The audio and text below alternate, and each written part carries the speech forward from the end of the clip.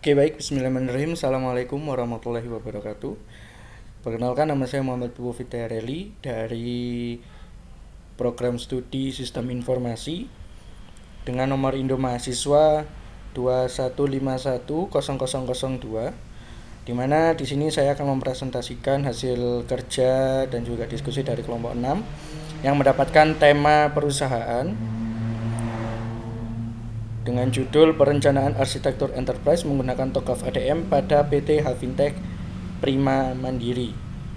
Nah, tugas ini dibuat dalam rangka untuk memenuhi nilai ujian tengah semester untuk mata kuliah Arsitektur Enterprise. Sebagai pendahuluan, PT Havintech Prima Mandiri didirikan pada tanggal 5 Juli 2005 sebagai distributor mesin coding dan finishing mesin di Surabaya. Didirikan oleh owner bernama Muhammad Hakul Huda yang memiliki pengalaman puluhan tahun dalam industri coding mesin dan telah dipercaya untuk memasarkan merek Citronic dari Amerika. Saat ini perusahaan masih mengandalkan sistem manual, contohnya masih menggunakan Microsoft Office seperti Word dan juga Excel. Laporan menggunakan buku besar untuk proses bisnisnya sehingga menyebabkan resiko redundansi data dan keamanan data yang belum optimal. Nah, pada penelitian ini digunakan kerangka kerja The Open Group Architecture Framework atau TOGAF dengan metode arsitektur development method atau yang disingkat TOGAF ADM. Tahapan pengembangan mencakup arsitektur visi, bisnis, data, aplikasi, dan teknologi. TOGAF dipilih karena sifatnya open source, fleksibel, dan cocok untuk perusahaan yang belum memiliki enterprise arsitektur. Metode penelitian melibatkan pengumpulan data melalui pengamatan lapangan, wawancara dengan stakeholder, dan analisis dokumen perusahaan. Dimulai dari preliminary phase hingga teknologi arsitektur dilakukan sesuai dengan metode TOGAF ADM. Analisis dilakukan pada setiap fase untuk menghasilkan blueprint. Tahapan perancangan enterprise arsitektur terdiri dari preliminary hingga masuk ke requirement management. Bisa dilihat di tahapan metodologinya, dimulai dari studi pusaka hingga ke kesimpulan. Oke, yang pertama kita bahas dulu fase preliminary, merupakan tahapan awal dalam pengembangan enterprise arsitektur. Langkah-langkah utama meliputi mendefinisikan prinsip penelitian dan kerangka kerja, metodologi yang akan digunakan, dan penentuan framework yang akan diadopsi. Tujuan dari fase preliminary adalah menentukan arsitektur yang sesuai untuk digunakan oleh perusahaan dengan mempertimbangkan kembali kondisi organisasi saat ini. Oke, langkah-langkahnya yang pertama adalah mendefinisikan prinsip penelitian dan kerangka kerja yang akan digunakan sebagai landasan dalam pengembangan enterprise arsitektur. Yang kedua adalah mengidentifikasi ruang lingkup enterprise arsitektur, mulai dari menganalisis ruang lingkup termasuk proses bisnis, sistem informasi, infrastruktur, dan lain sebagainya. Serta yang terakhir mengidentifikasi framework, metode, dan proses sesuai dengan kebutuhan dan kemampuan arsitektur perusahaan. Berikut adalah bagian dari fase preliminary, di mana diawali dari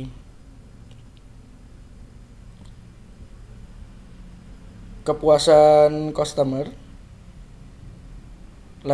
pada layanan self-service usulan hingga tujuan akhirnya adalah mencapai target penjualan perusahaan. Yang selanjutnya adalah fase requirement management. Setiap fase dalam TOGAF ADM saling terkait dan berpacu pada requirement management. Fase ini ditujukan untuk menggali detail kebutuhan perusahaan dengan mendokumentasikan kebutuhan pengguna. Tujuannya adalah menyediakan tahapan identifikasi dan pengelolaan kebutuhan enterprise secara sistematis. Fase A atau arsitektur vision atau arsitektur visi melibatkan analisis berbagai aspek termasuk profil perusahaan, struktur organisasi, ruang lingkup, tujuan bisnis, sasaran bisnis, serta identifikasi stakeholder. Tujuannya adalah untuk memetakan strategi yang diinginkan dengan mendapatkan persetujuan dari berbagai pihak yang terkait.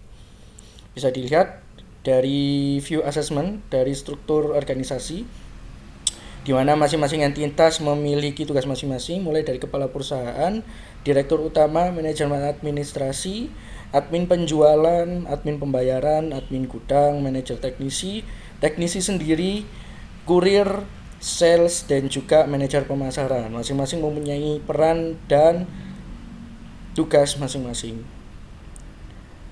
Kalau tadi arsitektur visi dari struktur organisasi, ini adalah dari layanan after sales service, di mana di sini ada dua entitas yang berperan. Yang pertama adalah kepala perusahaan, yang kedua adalah sumber daya dari TI atau teknologi informasi, yaitu dari teknisi dan juga manajer teknisi. Yang B ada bisnis arsitektur, di mana fase ini menjelaskan kondisi arsitektur bisnis saat ini, merekomendasikan dan menentukan aktivitas bisnis yang akan digunakan oleh perusahaan. Tujuannya adalah untuk memahami kondisi proses bisnis yang sedang berlangsung di perusahaan, serta untuk menyusun bahan rancangan untuk sistem baru. Fase ini juga bertujuan untuk menjelaskan kondisi saat ini dan yang diinginkan pada arsitektur bisnis, sehingga menganalisis kesenjangan atau gap antar keduanya.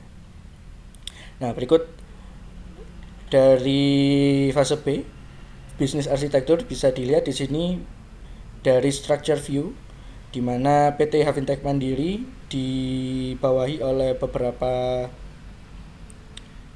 entitas, di mana kepala perusahaan sebagai kepala perusahaan sendiri, direktur utama, manajer administrasi, manajer teknisi, dan juga manajer pemasaran memiliki peran masing-masing. Bedanya di sini untuk entitas karyawan ini dibagi menjadi 6 bagian, di mana ada admin penjualan, ada admin pembayaran, teknisi, admin gudang, sales, dan juga karir. Ini memiliki structure view yang berbeda-beda. Kalau tadi di structure view, ini adalah product view-nya, di mana layanan after sales service ada 3 layanan yang akan dibuat dalam blueprint, di mana layanan pertama adalah layanan servis mesin, layanan pengiriman barang, dan layanan perawatan mesin. Dan berikut adalah arsitektur bisnisnya. Arsitektur bisnis yang dilihat di sini ada proses bisnisnya, mulai dari pelayanan servis mesin, perawatan mesin, rekap data, hingga pengiriman juga termasuk dalam arsitektur bisnis di PT Havintech Prima Mandiri. Fase C, yaitu arsitektur sistem informasi, dilakukan perancangan arsitektur sistem informasi dengan fokus pada 2 aspek utama, yaitu aspek aplikasi dan juga aspek data. Arsip data yang merancang struktur data, sementara arsip aplikasi membahas desain dan implementasi aplikasi dalam sistem. Berikut ada entitas. Di sini entitas mulai dari entitas dari data-data dan lain sebagainya, dan juga data relasi. Yang kedua ada data relasi itu sendiri, dan yang terakhir digabung menjadi DFD level 3, dan yang terakhir ada rancangan ERD-nya. Dan yang terakhir ada arsitektur teknologi. Jadi pada fase ini tujuannya adalah mendefinisikan arsitektur teknologi yang ada saat ini, serta merencanakan arsitektur yang diusulkan. Ini melibatkan pembuatan topologi jaringan dengan mengeksplorasi hubungan antara teknologi yang dipilih dengan aplikasi yang ada. Jadi pada fase ini sudah dibuat yang namanya blueprint, mulai dari blueprint aplikasi itu sendiri, blueprint jaringannya, dan siapa-siapa yang berperan mengoperasikan aplikasi ini. Bisa dilihat di sini ada gambar, ada juga bahkan blueprint, di mana di dalam sistem ini ada banyak sekali sistem yang akan dijalankan, termasuk DPMS-nya sendiri, disambungkan mulai LAN, dan juga dihubungkan, disimpan di dalam 3 server. Yang pertama file server, database server, dan juga pastinya untuk mengonlinekan sistem itu sendiri menggunakan hosting, di mana ada 2 entitas atau 2 peran yang akan menjalankan, yaitu dari PT Havintech itu sendiri, dan yang kedua adalah customer. Bisa dilihat secara bagan atau secara alur. Jadi mulai dari admin gudang, manajer administrasi, direktur utama, teknisi, dan lain sebagainya, semua berpusat atau bermuara pada satu sistem. Contohnya pada admin gudang. Admin gudang melakukan input barang, dan data inputan barang itu tadi masuk ke dalam sistem. Lalu contoh yang utama lagi, contoh yang kompleks lagi adalah ketika customer memesan barang, ini langsung hubungannya dengan admin penjualan. Nah, ketika admin penjualan ini merespon apa yang disampaikan oleh customer, maka admin penjualan akan membuat pesanan dan pesanan itu masuk ke dalam sistem. Nah, ketika sistem sudah merinci apa yang dibeli atau apa yang dipesan oleh customer, maka customer biasanya akan langsung melakukan pembayaran, di mana di sini dihandle langsung oleh admin pembayaran. Di mana di sini tugas admin pembayaran adalah melakukan verifikasi pembayaran, membuat invoice tentunya, dan membuat surat jalan pengiriman barang. Jadi digunakan untuk melacak di mana letak barang tersebut. Baru ketika sudah dibuatkan invoice, verifikasi, dan surat jalan, maka langsung dilaporkan melalui kurir. Kurir akan melihat surat jalan pengiriman dan membuat laporan pengiriman dan mengirim barang kepada customer itu sendiri. Nah, ketika customer mengalami kendala, maka customer akan melaporkan kendalanya kepada manajer teknisi, baru manajer teknisi akan membuat laporan kendala ke sistem. Jadi semua apa yang dilakukan oleh beberapa peran atau beberapa entitas ini bermuara kepada satu sistem tadi. Oke, ini blueprint yang tadi. Nah, ini adalah sistem blueprint yang ada di dalam perusahaan atau ada yang di PT Havintech Prima Mandiri, di mana secara back office memuat data customer, data transaksi, dan juga data kepegawaian ini saling berhubungan satu sama lain. Bisa dibedakan menjadi dua bagian. Yang pertama adalah bagian front office, yang kedua adalah bagian back office. Front office adalah bagian yang ditunjukkan atau yang ditampilkan kepada customer, sedangkan back office adalah bagian yang hanya perusahaan saja yang menyimpan tanpa diketahui oleh customer yang lain.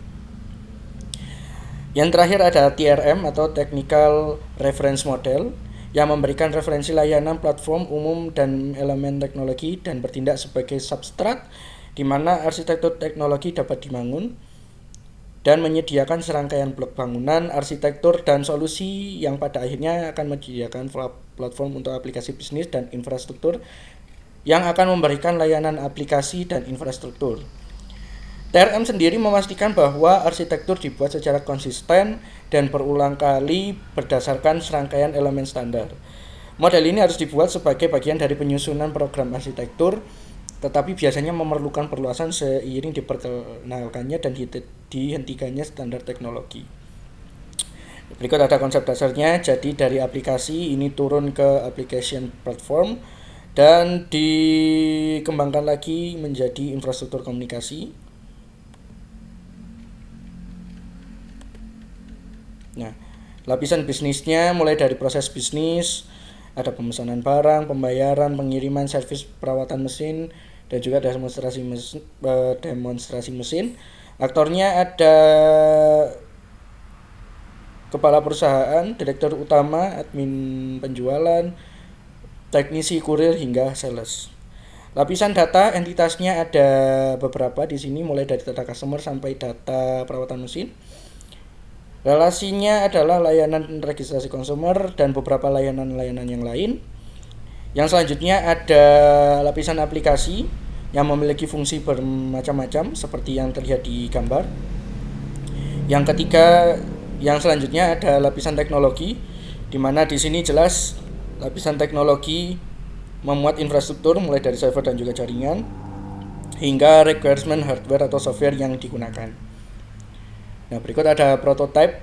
Ketika semua sudah dirinci, semua sudah dibentuk melalui framework, melalui arsitektur, maka dibuat sebuah prototype, di mana prototype ini adalah hasil dari beberapa penelitian yang dilakukan, termasuk mengumpulkan data dari perusahaan tersebut, sehingga dibuat sebuah arsitektur di mana nanti hasilnya adalah prototipe yang ditampilkan di layar ini, mulai dari UI admin penjualan, pembayaran, kurir, manajer pemasaran, hingga sales dan admin gudang, serta UI untuk manajer dan juga kepala perusahaan. Itu saja dari saya. Bila ada kurang lebihnya saya mohon maaf. Terima kasih. Wassalamualaikum warahmatullahi wabarakatuh.